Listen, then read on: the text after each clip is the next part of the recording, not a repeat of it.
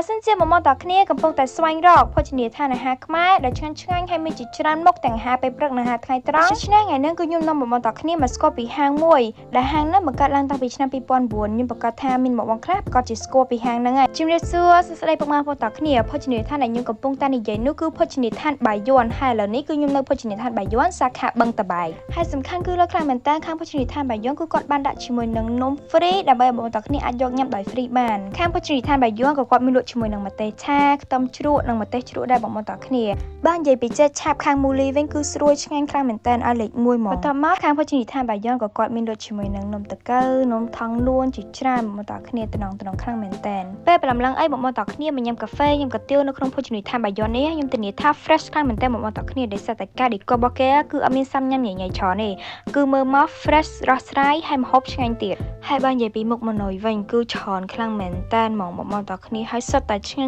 ញ់ទាំងអាហារពេលព្រឹកនិងអាហារថ្ងៃត្រង់ហើយខ្ញុំសរសើរខាងភោជនីយដ្ឋានបាយ័នមកបងតគ្នានៅក្នុងមុខម៉ណុយខាងគាត់គឺដាក់ជាមួយនឹងម្ហូបអាហារដែលរាងកាយត្រូវការនិងដាក់អត្ថប្រយោជន៍ពីបន្លែនីមួយៗទៀតហើយនៅក្នុងម៉ណុយនេះគឺមានមុខម្ហូបខ្មែរជាច្រើនមុខដែលតែខាងភោជនីយដ្ឋានបាយ័នគឺគាត់គាំទ្រជាមួយនឹងមុខម្ហូបស្នាដៃខ្មែរតែម្ដងខាងគាត់គឺឆ្ងាញ់ខ្លាំងមែនតើឲ្យមេដៃតែម្ដងបងតគ្នាភោជនីយដ្ឋានបាយ័នគឺគាត់គូពីភៀវខ្លាំងមែនតើបងតគ្នាមានទាំងទូដាក់ចានសម្រាប់មេរោគមានទាំងកៅអីកូនក្មេងហើយខាងភោជនីយដ្ឋានបាយ័នសាខាបឹងតបែកនេះគឺគាត់មានជាមួយនឹងបន្ទប់ VIP មកបន្ទប់ដែរបងតគ្នាធំតលាជាលក្ខណៈគ្រួសារតោះឥឡូវបងតគ្នាមកញ៉ាំអាហារពេលព្រឹកមួយខ្ញុំទាំងអស់គ្នាហើយមុខម្ហូបទី1នេះគឺជាបាយឆាលោកឡាក់មានទាំងស៊ុបមានទាំងពងទាមានទាំងសាច់ច្រើនខ្លាំងមែនតើហើយមុខម្ហូបបន្ទាប់ទៀតគឺជានំបញ្ចុកគឺខ្វះបានទេនំបញ្ចុកសន្លខ្មែរហើយក៏មិនភ្លេចដែរជាមួយនឹងមីគីវប្រចាំហាងហើយជាមួយនឹងមីគោកចាសាច់ច្រើនខ្លាំងមែនតើមកបងតោះឥឡូវមកញ៉ាំទាំងអស់គ្នាបាយឆាលោកឡាក់នេះគឺខ្ញុំឲ្យមេដៃតែម្ដងឆ្ងាញ់ច្រើនខ្លាំងមែនតើមីគីវប្រចាំហាងប៉ះជាមួយនឹងអ្នកដែលចូលចិត្តញ៉ាំមីគីវដូចជាខ្ញុំទៀតលេខ1តែម្ដងបងតគ្នាឆ្ងាញ់ខ្លាំង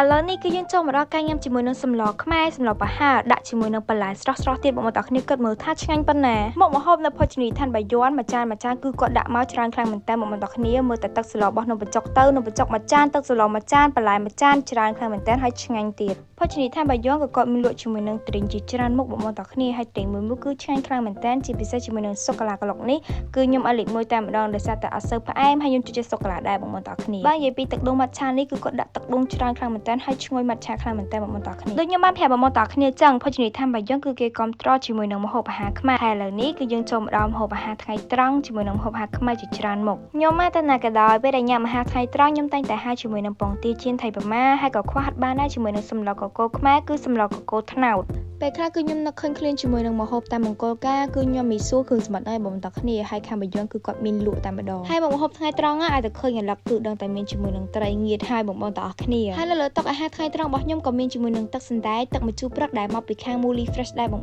អាហារថ្ងៃត្រង់របស់ខ្ញុំនៅភោជនីយដ្ឋានបាយ័នមកពេលនេះគឺខ្ញុំឲ្យមេដៃតែម្ដងបងតគ្នាដោយសារតែមុខម្ហូបមួយឆ្ងាញ់មានរសជាតិដិតហើយច្រើនសេវាកម្មខាងភោជនីយដ្ឋានបាយ័នគឺលឿនរហ័សខ្លាំងមែនតើភោជនីយដ្ឋានបាយ័នក៏មានសេវាកម្មដឹកម្ហូបដល់ផ្ទះដែរអាចកម្មបានគ្រប់សាខាជាមួយនឹងក្រុមការងារបាយ័នហើយសេវាកម្មដឹកជញ្ជូនគឺអត់គិតថ្លៃទេហើយជាពិសេសខាងភោជនីយដ្ឋានបាយ័នក៏គាត់មានការរៀបចំជាមួយនឹង buffet គ្រប់កម្មវិធីតែម្ដងទៅដល់ទីតាំងទៅដល់ផ្ទះតែម្ដងបងប្អូនទាំងអស់គ្នាភោជនីយដ្ឋានបាយ័នគឺមានច្រើនសាខាខ្លាំងមែនតើសរុបទាំងអស់ឥឡូវនេះគឺ10សាខានៅក្នុងទីក្រុងភ្នំពេញមានដូចជាសាខាបឹងស្នោសាខា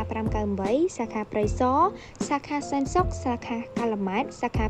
2004សាខាជ្រោយចង្វាសាខា PTT កប់ស្រូវនិងសាខាដែលខ្ញុំកំពុងតែថតនៅទីតាំងនេះគឺជាសាខាបឹងត្របែកបន្ទាប់ពីទស្សនាវីដេអូនេះហើយខ្ញុំសង្ឃឹមថាបងប្អូនទាំងអស់គ្នានឹងបានញ៉ាំអាហារនៅភោជនីយដ្ឋានបាយ័នទាំងអស់គ្នាបាយបាយ